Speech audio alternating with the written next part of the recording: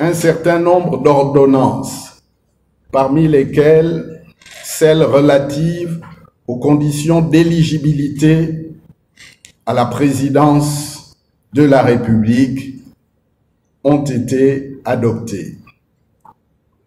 En exigeant aux candidats potentiels de résider sur le territoire national au moins 6 mois par an au cours des 2 dernières années précédant l'élection présidentielle. Ce texte introduit un traitement discriminatoire envers nos compatriotes en poste ou établis à l'étranger. En réalité, il s'agit purement et simplement d'une manœuvre destinée à barrer la route à certains candidats. Ce texte, au caractère inique, doit être rejeté.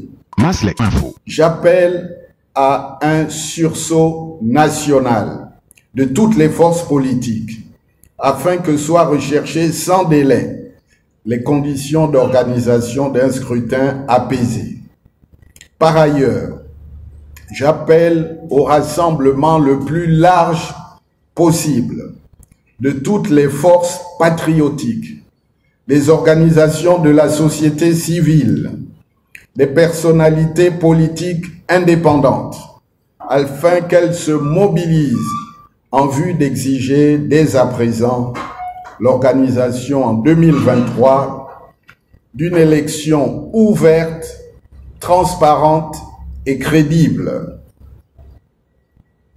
Dans cette perspective, l'opposition doit se mobiliser, elle doit faire preuve d'initiative et davantage de cohésion. Ensemble, elle doit définir ses propres stratégies pour contrecarrer les manigances du pouvoir et sécuriser le vote. Les contre-performances, notamment économiques, résultant de la gestion calamiteuse de plus d'une décennie du magistère d'Ali Bongo à la tête du Gabon. Les récentes données des instances internationales montrent bien la dégradation des principaux indicateurs tels que le taux de chômage, le climat des affaires, l'indice de développement humain, l'accroissement vertigineux de la dette qui atteint le chiffre record de plus de 7 000 milliards de francs CFA, ainsi que l'ampleur à tous les niveaux de la corruption, des détournements de fonds publics. La crise sanitaire à coronavirus est présente dans notre pays depuis mars 2020 et ne semble pas s'estomper, sans parler des autres maladies, des autres maux dont souffrent également nos compatriotes. Malgré les sommes importantes annoncées à la lutte contre cette pandémie et toutes les mesures mises en œuvre, le discours peine à convaincre les populations. Il est temps de changer de stratégie dans la gestion de cette crise qui donne lieu à tous les trafics et à la naissance d'un véritable corona business.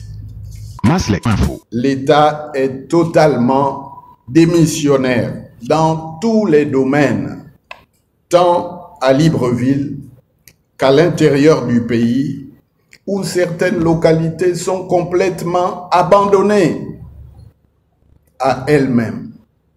Elles sont abandonnées. Vous vous demandez comment est-ce possible? Ma tournée dans le Haut-Ogooué et l'Ogooué-Vindo du 17 au 31 août 2021, ce sont respectivement 36 et 34 étapes qui ont été couvertes dans le Haut-Ogooué et dans l'Ogooué-Vindo.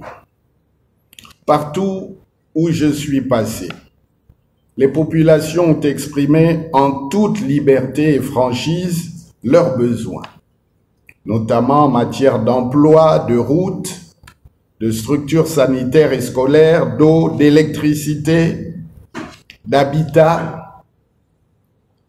Elles ont de même évoqué avec insistance le conflit homme-faune en particulier. Toutes ces populations ont souligné leur profonde aspiration à une autre gouvernance qui prendrait véritablement en compte leurs besoins essentiels. Lassées qu'elles sont des fausses promesses, des slogans creux des tenants du pouvoir actuel. Elles ont marqué leur lassitude de participer à des élections dont les résultats sont sans cesse manipulés.